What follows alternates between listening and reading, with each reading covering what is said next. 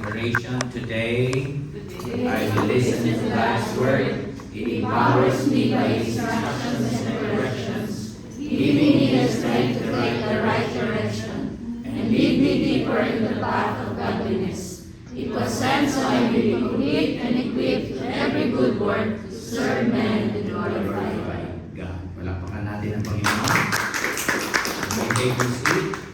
And I would like to personally greet you a Happy New Year. Amen? Praise the Lord. No? So, our theme for this year is complete in Christ. Or complete. Made full to live in full. And this month, our theme is complete in Christ, embracing our identity in Christ. We are to embrace that identity. So our verse for this month is 2 Corinthians. But our year verse is Colossians chapter 2, verse 10. Complete in Christ. But as we take this year, we start with our identity. That is in 2 Corinthians 5, verse 17. It says, therefore, it's a conclusion. Therefore, if anyone is in Christ, he is a new creation. The old has passed away. Pakibalik nyo muna. Pinamunahan nyo naman ako. Let's go to the verse first. Okay? If anyone is in Christ, he is a new creation. The old has passed away. Behold, the new has come. So, ngayong umaga, ating pag-aralan ang pinaka-importante na truth as Christians in our Christian faith. That is our identity in Christ. If we understand this, our transformation is more faster. Amen? So, sa mundo nating kinalalagayan, sorry, I need to speak in English. Brother Jordan is there, by the way. So, in a world that we live, that we make our identity on the outside circumstances. That is, we usually build our identity in the past. Can you say amen? Amen. We were, that identity is being confused based on external. Who I really am. When we were asked why I'm here on earth, many of us don't even know the reason why they're here. And so, it confuses us, but the Bible provides a very clear and unshakable truth that if anyone is in Christ, they are a new creation. This identity doesn't change us, but it roots us in the truth that we belong to Christ. That we are forgiven, we are loved, and we are accepted. And when we understand this, ang behavior natin, our behavior not only change, but it changes on the inside of who we are in Christ. In fact, when you belong to Christ, when you knew the Lord, it changes your outlook in life, your perspective, even the way you look at your past, your present, and your future. Before, you don't know why it's happening to you. Now you understand those past things happen because God has a purpose. He allowed it to happen so that we will know Him by His grace. Amen? Amen. And we no longer live on the past, but we live for Christ. And He is there. He is the same yesterday, today, and forever. And so, number one, the old is gone. I'll give you 4 things. The first part says, the old has passed away. It's a new beginning. Amen? 2025, a new beginning. That's a new year. But you don't need a New Year resolution. All you have to understand that when you are in Christ, you have a new beginning. This refers to the old is gone. Why? When the old is gone, then we have a new beginning. But the old self refers to your life, your old life, your sinful life, that you live according to the world's standard, that you are separated from God, that you are dominated by sin. Amen. But when we come to Christ, our old life, natin, hindi lang tayo nag-improve. We are not improving when we know Christ. Or we just become a better person. No. It is gone. Your old life is gone. Do you understand what I'm saying? That your old self is gone. You're not improving. You're being what? Reborn. Rebirth. That's why you have to be born again. In spirit, you're justified. And your spirit, soul, and body, your personality is starting to change. So that's why Paul said in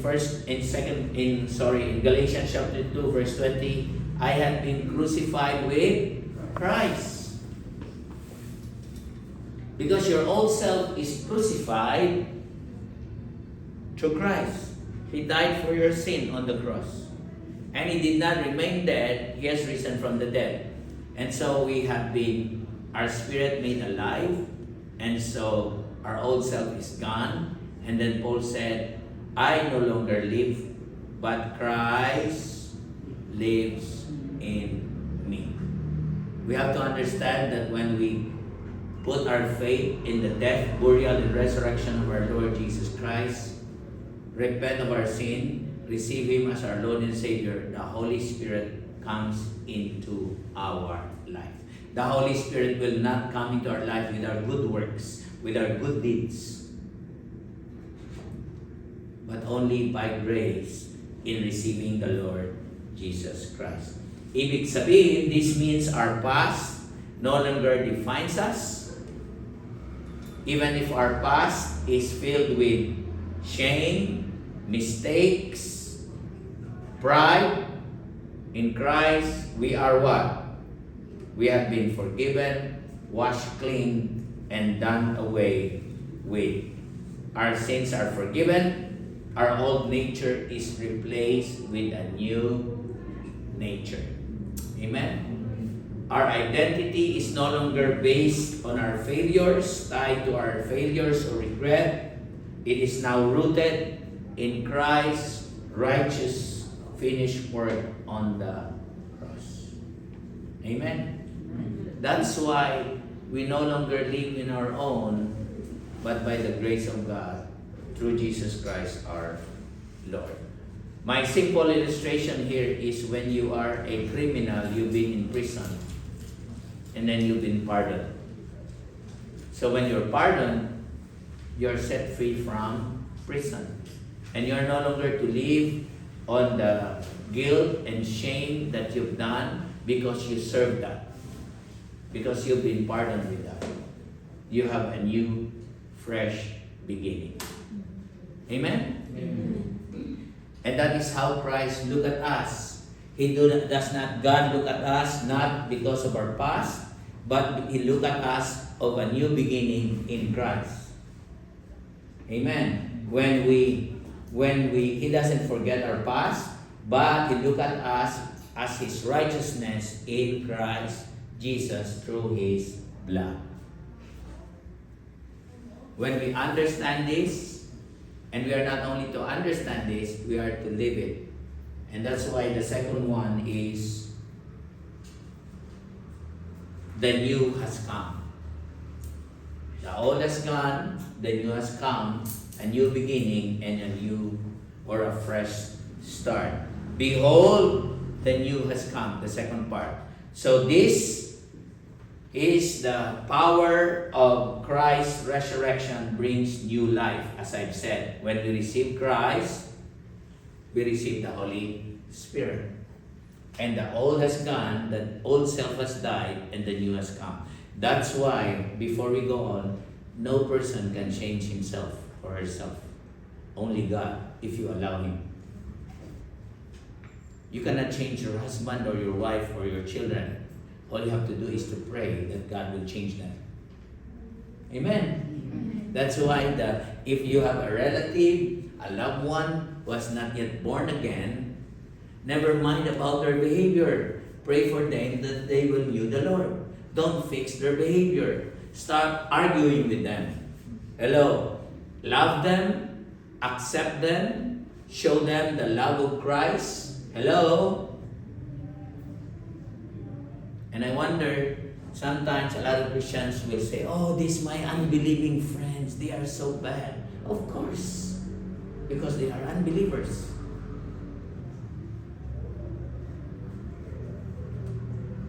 We better complain for those who say who are Christian but don't act like one. That's where we wonder. Amen? Amen. Those are the people we are to correct. But the unbelieving one, you are like that. You are like the way they live. So you understand, because you are being brought from darkness into light. So this righteousness in Christ, John 1:12 says, we become what? Children of God. If we what? Receive Him and believe in His name, He gave us the right to become His children. And Romans 8:17 says that we are co-heirs with Christ. We are chosen, loved, and accepted. Amen. So, the change that once held us are broken. The change of what? From the bondage of sin. We are free to live in the fullness of God's love and purpose. That's why made full to live in full. Made full in what? In the presence of God. And that's why we are to maintain the fullness of God by constantly walking in obedience to Him, by reading His Word and living what you hear. Amen? So, remember, every day you wake up, remember that you are a new creation. Even if you don't feel you are new. Amen? Even in your feelings, you feel old. No, you're new. You feel your old self. No, in Christ you are new. Your identity is no longer based on or not shaped on your mistakes, even in the past and present, or your family, or your job, or anything. But embrace that new identity. Live in the freedom that comes from being a child of God.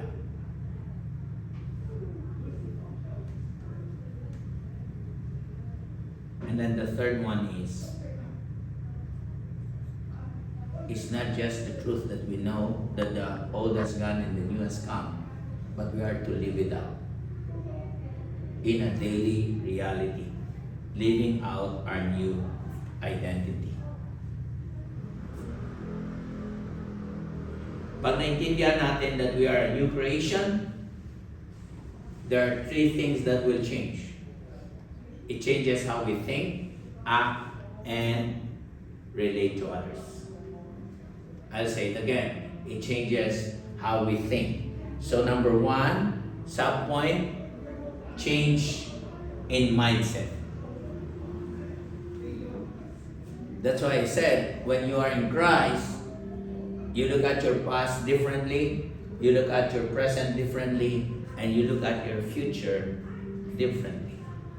It's a change of mind. Once we are saved, our spirit are justified. Are you listening? And that's why Romans 12 says, be transformed in the renewing of your mind. How our mind is changed is through His Word. And what is that tool that God uses? The church. Amen? The fellowship, the local church, fellow Christians. That is how He are the tools that He help. The Bible. Amen? And how does He change us? By allowing challenges and circumstances in our life. Christian life doesn't mean you're free with problems. He allows it so that the tools that He uses will be transformative in our lives. A change of mind. So, tanda natin, when we have a change of mind, the most important thing is we already identify what is the truth and what is the lie. Jesus said, I am the way, the truth, and the life. So we no longer embrace the things that we believed before. We no longer live on luck and bad luck.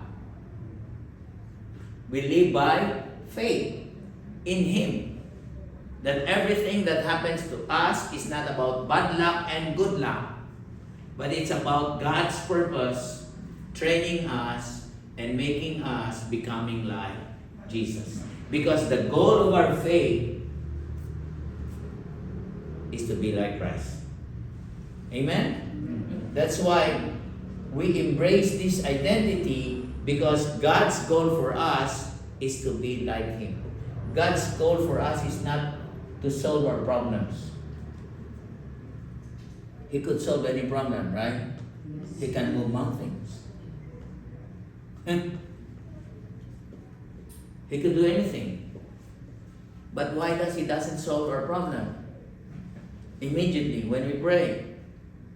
Because He wants us to have a new mindset, to look and trust in Him.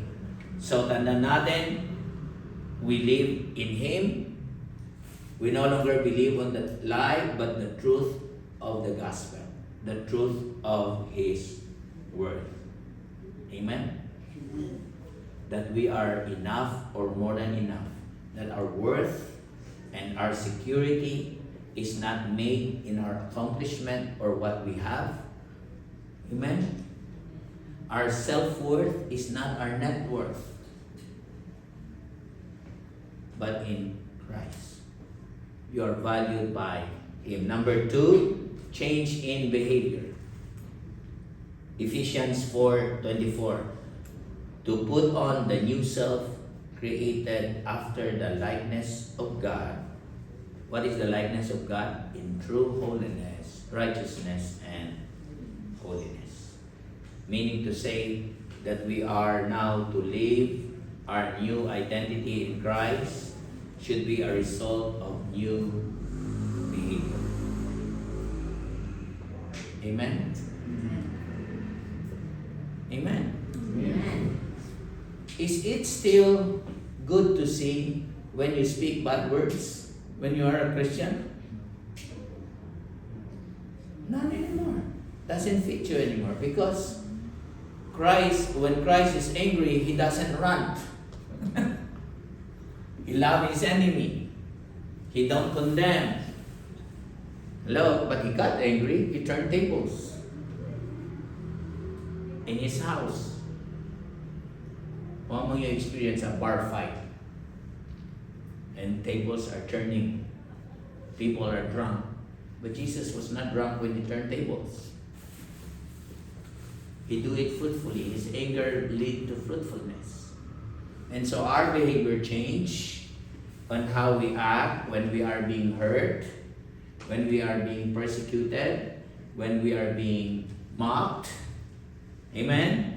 We begin to reflect His love, joy, peace, patience, kindness, and self-control.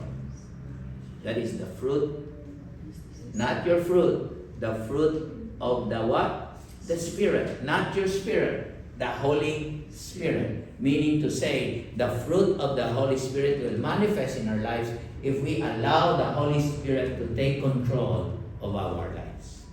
Not our emotion. Hello? As believer, we will really notice if we are acting in our own self-will or God's will. Amen? Especially when we are angry. Have you ever experienced you were so angry and you had said something and God say, no, but you said it anyway. And you regret later. Have you? Ako lang? Only me? Yes. The rest who didn't raise their hands are liars. We all did.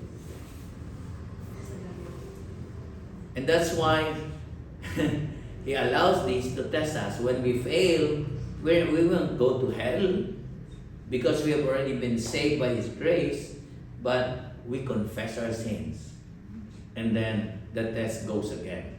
Because the teacher will keep giving the test until you don't pass the test. He will keep giving the test.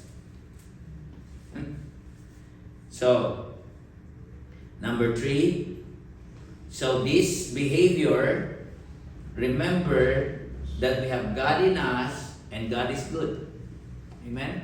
Number 3 is that change relationship.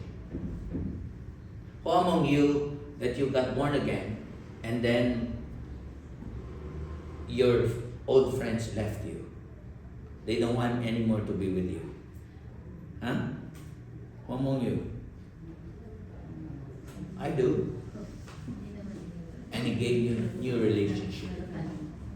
Or He might not change that relationship, but that person, but your relationship to that person changes. From being an enemy to a friend. From being loving. From being joyful in that relationship. That you look at those relationships no longer as a curse or a problem, but a blessing in life. Amen? And so, we no longer see people based on their color, race, or their stature, or their past, but fellow bearers of God. We love people because we understand that God loves them. Regardless whether they are believers or not, because someone loved you and shared to you before you become a believer. God sends someone to you to share His love and gift of salvation. Amen? Amen. So, we are called to love Christ. We are to forgive as Christ forgave. We are to serve as Christ served, because our relationship are marked by grace, compassion, and humility. Amen? So do not, and that is where we base our relationship. I love this person because God loves this person, not because I could benefit for this person. Friends with benefits. Huh? Hello?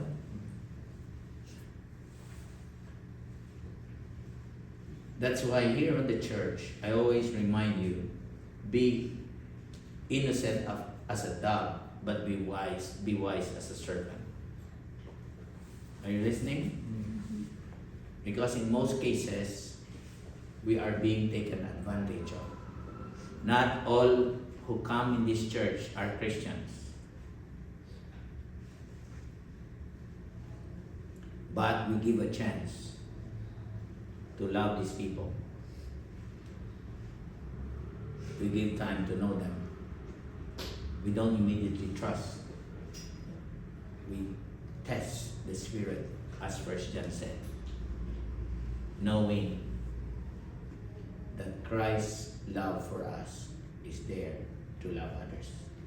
Amen? Amen. Number 4.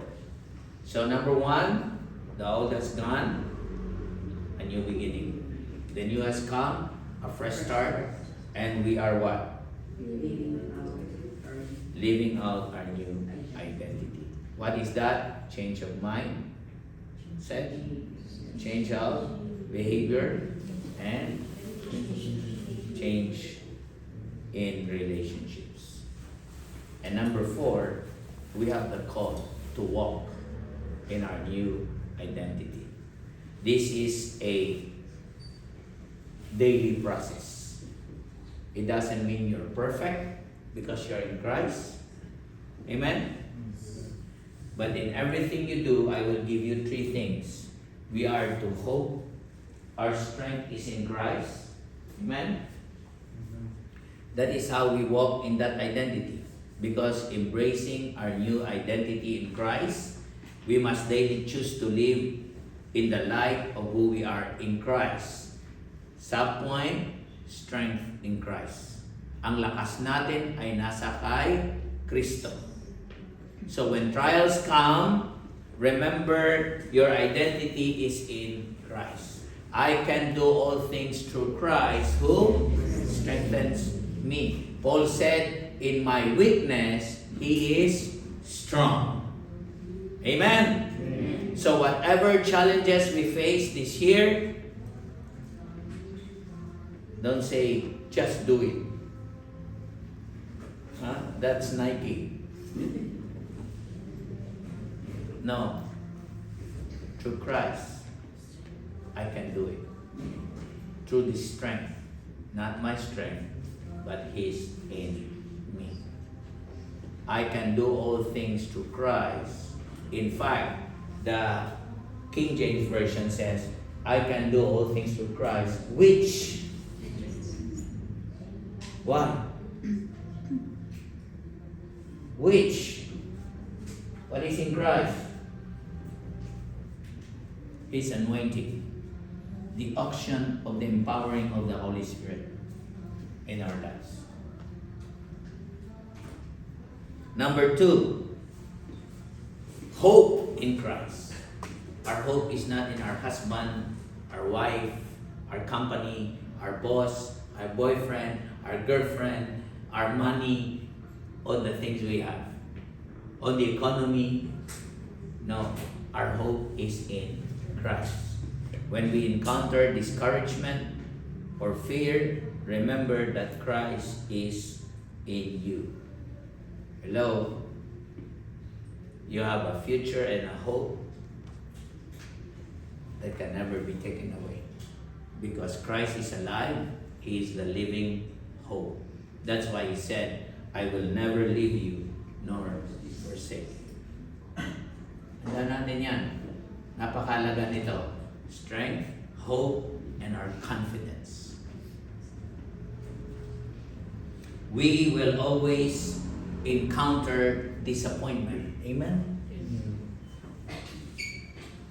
But our hope is in Christ. So, we cannot avoid disappointment, but we can choose to be encouraged or to be discouraged. Because after disappointment, you will be discouraged. When you are disappointed with your wife, you will be discouraged to love your wife. Because people will disappoint us. Circumstances will disappoint us. Promises are broken, but God's promises are faithful. So we hold in Him, and our encouragement is Christ when we hold in Him. Amen? Amen. Don't say that Philippines has no more hope. Wala nang pag-asa ang Pilipinas. You're saying there's no more God anymore. Hello? Are you listening? My hope for our nation is in Christ, not for politicians. Although we exercise our right to vote, this May 25, we will vote again.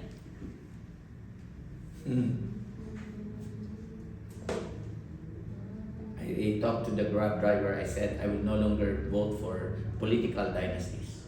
And then he said, sir, If you go for a new one, there will be new thieves again. They will new, so they will rob and be corrupt, more corrupt, new corrupt people. So I said, if I'm not a pastor, let's just kill each other. Let's have a civil war. We don't need to have the hearing anymore in the Senate or in the court. Anyway, if you have a good lawyer and you're rich, even you're in prison, you still go out and become a politician. So if I'm not a pastor, I said I'll just shoot every corrupt politician. Let's have a civil war to have a drastic change. But as a believer, you know what will take a change? We are to pray. We are to teach our children God's truth. Hello, are you listening? Philippines will not change overnight. It will take 3 to 4 generations unless the Filipino people become godly and stop bowing to idols and worshiping other gods and worship really Jesus. Then change to every person will change a family, will change a community, and will change the whole nation. Hello, are you listening? So as believers, as Filipino believers, stop saying there's no hope. Exercise that our hope is in Christ. That we hope in God. That we are to start praying again fervently. That we are to love God and love our country. But many of us go abroad and doesn't want to go back anymore.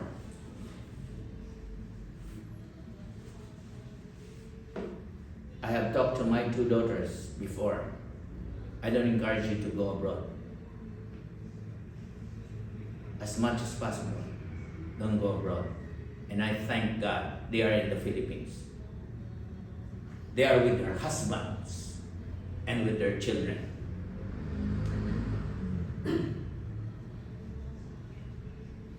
And they are teaching their children biblical truth from one generation to the other. I always ingrate to them, never steal, work hard, sweat it out, trust God, never take advantage of anyone. Are you listening?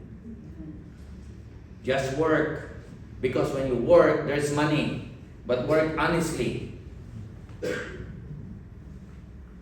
My granddaughter failed the test in Philippine science. She was so disappointed. She was so discouraged. I say, failure is just, it's not the end. It's a new beginning. Hope in God. Trusting. And number 3, our confidence in Christ. The world will always tell us, you're not good, you're not enough, you don't fit, you don't belong here. Diba? Amen? That's the pressure of the world. You're not successful because you're not wealthy. You don't have this and you don't have that. You're defined by what you have. No. We are defined on who we have. That is Christ. Amen? He is more than enough. Christ accepted us. In Him, you are more than enough. So as we conclude today's message, remember, let me read this. In Christ, the old has gone and the new has come. This new identity is not just something to know intellectually, but something to experience and live out every day. Amen?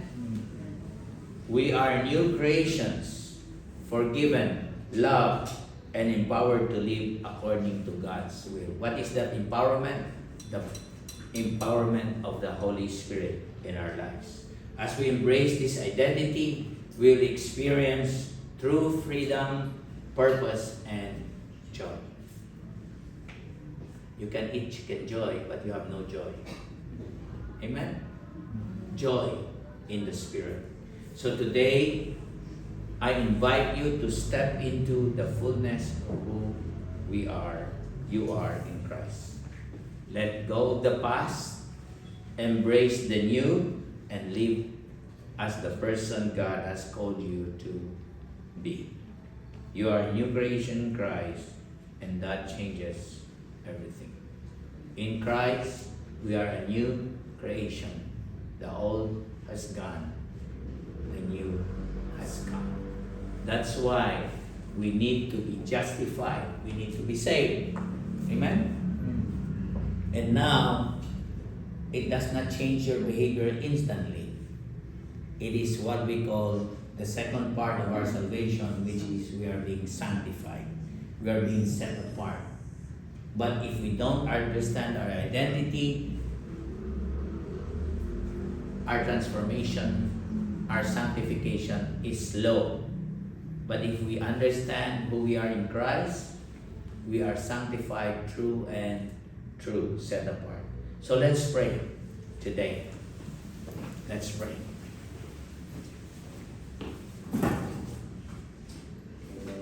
Our Father, we thank you that today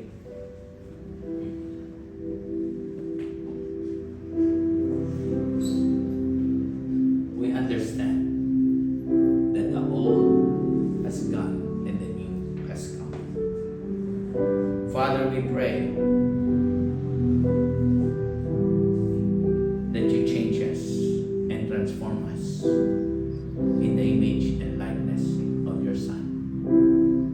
We pray, Lord, that every day we are challenged, we know that our strength, our hope, and our confidence is in you, Lord. Whatever we face this 2025, we know that we are secure because we belong to you. You loved us and you accept us. We are your children, and we may walk confidently, humbly, and lovingly, reflecting your glory to the world. This we pray, Lord, in Jesus' name. And everybody say, Amen and Amen. Be blessed. Before we come to the giving, I would like to share your faith mission promise to those who have not yet filled this up. You fill this up. No, it's in your logos today. There are 2 copies. You could write your name, your address, and then your commitment from January to December. You can give a per week, per month, and a one-time gift, and then you could sign it. Amen? So,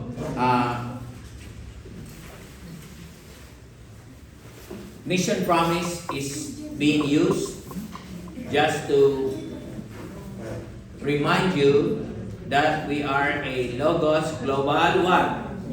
Missions. So we do mission work. And if you notice, I do missions not only here in Taiwan, but also in the other parts and other places. And last year, I was mostly in the Philippines. So, we need, aside from our tithes and offering, where we give our tithes and tithes, we give our missions, this is our personal offering to missions. Well, you know, when the Bible says in Philippians chapter 4:19, and my God shall supply all my needs. Not all Christians could claim that if you are giving to missions specifically. Amen? So, God will provide our needs. That's His promise. No? That God is a God who is faithful. When we give, He returns to us more And that's why the more the giver you are, the more God blesses you. That's just the principle that He gives. So I would like you to participate in this mission promise that we do every year. And I pray that you will be faithful to your commitment. Whatever amount you put there will be blessed and returned by the Lord 30, 60, and 100 folds. Amen? Amen. And so this year we are having new mission work in the Philippines and even in other places of the world. Amen? So please give and give generously. So tawagin ko na ang mag-share sa atin in our tithes and offering. Shopping.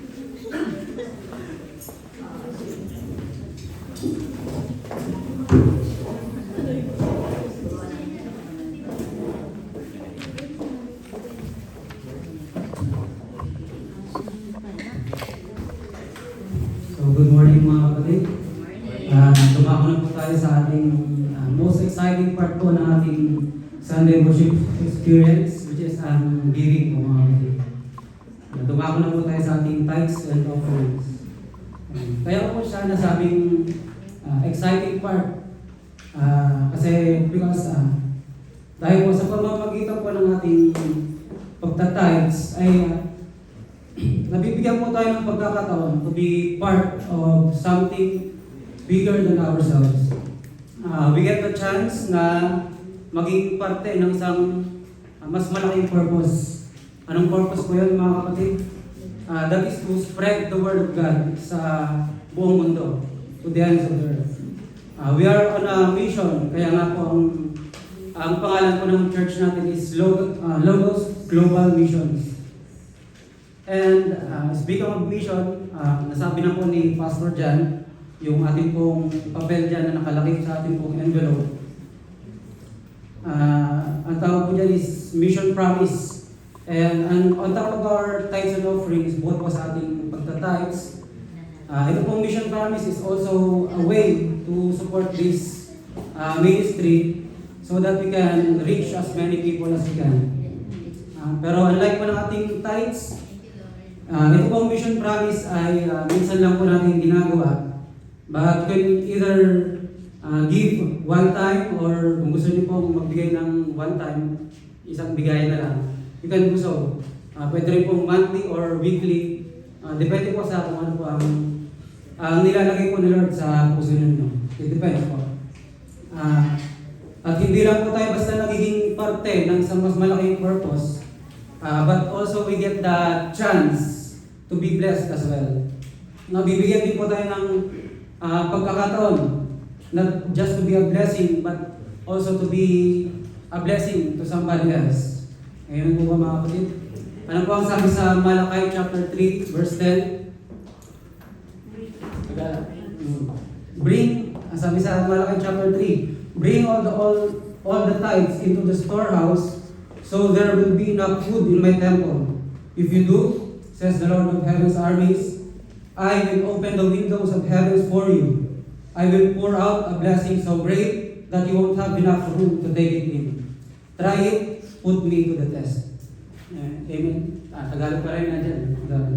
So ang ganda po nung last part ng verse na binasa natin. Ang sarap pakinggan, no? Sino po sa inyo gusto nyo yung last part ng verse na binasa natin? Yung sinabi pong, I will pour out a blessing so great that you won't have enough room to take it in. Nakaunti lang ayaw niya yata ng blessing niya. So again, sino po sa inyo yung gusto niyo ng blessing? Amen. Amen. So lahat po tayo gusto natin yan, syempre. Siguro kaya hindi makapag-iwan yung katabi mo kanina. Kasi siguro kaya sa tingin niya, hindi niya naman kailangan ng blessing. Diba? Kasi milyon-milyon ang laman ng ATM yan, di ba? Pero if you have been a Christian long enough, mga kapatid, alam mo na ang blessings ng Diyos, ay hindi lang po financial. Ang blessings ni Lord, hindi lang pera. Ang tunay na blessing, alam niyo kung ano? Kingdom. Amen? Love, joy, and peace. Ang gusto mong ibigay sa'yo ng Lord, healing, restoration, forgiveness. Ang gusto mong ibigay sa'yo ng Panginoon.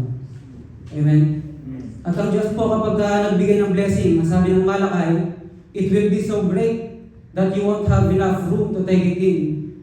Kapag ang Diyos po nagbigay ng pagpapala, He will keep on pouring and pouring hanggang sa hindi mo na kayang i-receive. Kasi kapag ang Diyos ang nagbigay ng pagpapala, lalagyan mo ang susuko. Amen?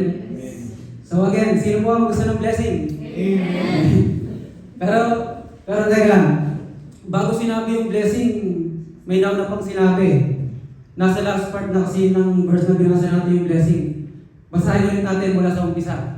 Sabi, sa Tagalog, dalhin ninyo ng buong buo ang inyong mga kasampung bahagi sa tahanan ng Diyos upang matugunan ang pangangailangan sa aking tahanan. Subukin ninyo ako sa mga bagay na ito. Kung hindi ko bubuksan ang mga bintana ng langit at ibubuhos sa inyo ang masaganang pagpapala. So, may condition bago bigay yung conditional yung blessing. Ibig sabihin, ano po bang ibig sabihin ng conditional? Conditional, ayan po yung nilalagay sa buhok pagkatapos mag-shampoo. Conditional, ibig sabihin, kailangan mo munang gawin yung commandment bago ibigay sa iyo yung blessings. Yes po ba? So again, gusto niyo po ba ng blessing? Amen. Sumunod ka muna. Tingnan tayo sa mga anak natin, di ba, dati? Or kung tayo sa mga magulang natin. Kapag may hinihingi tayo sa ating mga magulang, diba? Sige, ibibigay ko sa iyo, pero maghugas ka muna ng pinggan. Maglibre ka muna sa bahay. Yeah. So, question. Bro Shopee, nagtatayos naman ako, sumusunod naman ako, pero bakit parang hindi ko nararanasan yung blessings ni Lord? Na-experience mo ba yung mga kapatid? Yung sumusunod ka naman, pero ayaw pang ibigay sa'yo ni Lord yung pinag-pray mo. Gusto nyo yung po bang malaman kung paano natin mararanasan yung ipinangakong blessing si Lord? Gusto nyo po ba?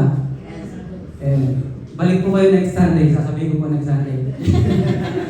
Joke lang. Especially po doon sa mga first timer, I would like to welcome, sino po may taas nga po ang kamay ng mga bagong attendees natin?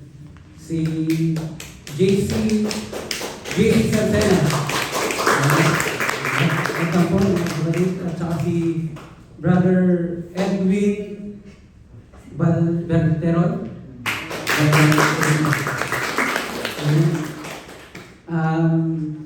So yun, pakibati nga po ang ating mga welcome to church po mga kapatid. Kami po ay nalulungkot na makasama po kayo sa pagbibigay ng papuri sa ating Panginoon. So amen. Ayun, gusto niyo po malaman kung paano natin mararanasan yung blessings ni Lord? Listen, this is profound. Blessings is in the obedience. Tulungan niyo nga po ako i-preach ito sa inyong katabi. Sabihin niyo po, blessing is in your obedience. Blessing is in your obedience. In my obedience. So ito po ang encouragement ko sa inyo today mga kapatid. Blessings is in your obedience. Kung kilala niyo po si Naaman sa Bible, ang description po sa kanya sa Bible is, he was a valiant soldier, but he had leprosy. So meron siyang ketong. At ang sabi ng Bible, nagpunta siya kay Prophet Elisha para magpagaling. So, to cut the long story short, binigyan siya ng instruction ni Prophet Elisha. Sabi sa 2 Kings chapter 5 verse 10, but Elisha sent a messenger out to him with this message, go and wash yourself 7 times in the Jordan River.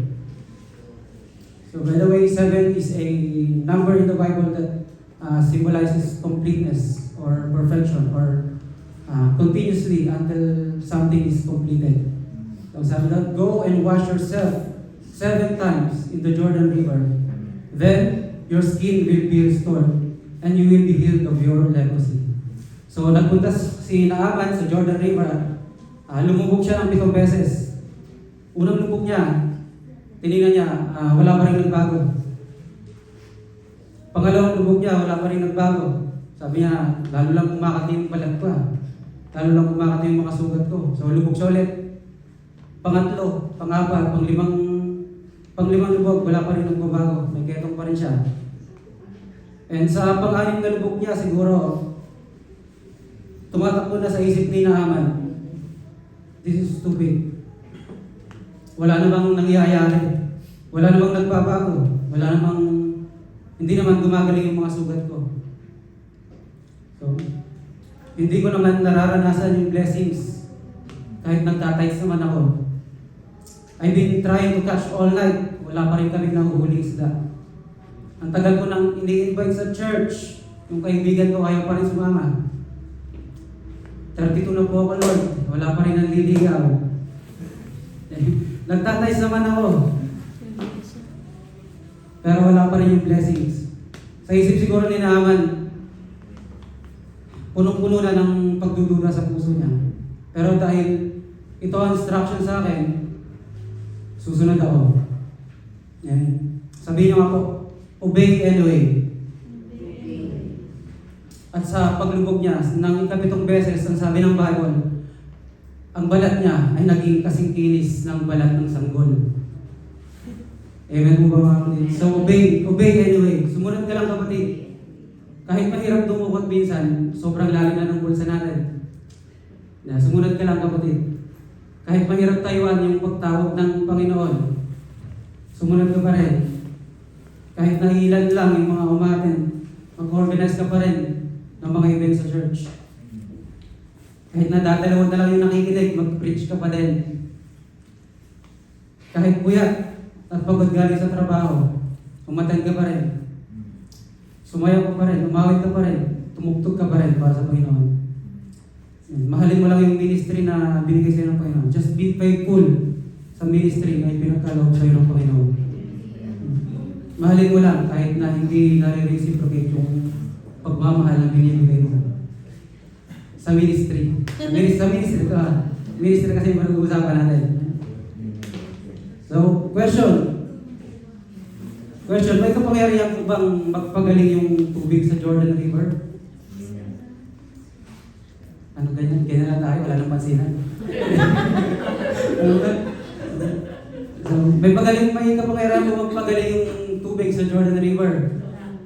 Walang kapangyarihan yung tubig sa Jordan River kasi kung talagang may kapangyarihan yun, dapat unang lubog pa lang niya, magaling na siya, diba? Pero bakit siya gumaling? Kasi yung blessing wala sa tubig. Na-receive niya yung blessing dahil sumunod siya sa instruction. Blessing is in your obedience. And yun na pa ang aking encouragement sa inyo para sa ating tayo sa mga. Let us pray for our heads. Father, we thank you. Thank you for all the blessings that you have given us. Maraming salamat po sa walang umpay na pagbibigay niyo po sa amin ng pagpapala, Panginoon. Tanging sa iyo lamang po namin mararanasan ang tunay ng blessings.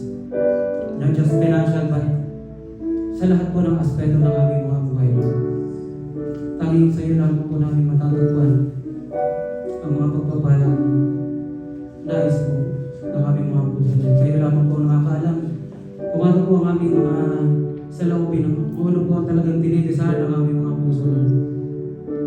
And Lord, dalangin ko po sa mga handog po na ito, Lord. I-bless niyo po ito at natanging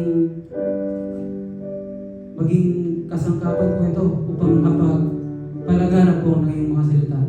So, God, para magpatuloy po ang ministry na ito at mas marami pa po mga kaluluwa ang maabot hanggang sa ma-fulfill po ang inuutos niyo po sa amin to spread your word all over the world, to all the corners of the earth, Lord.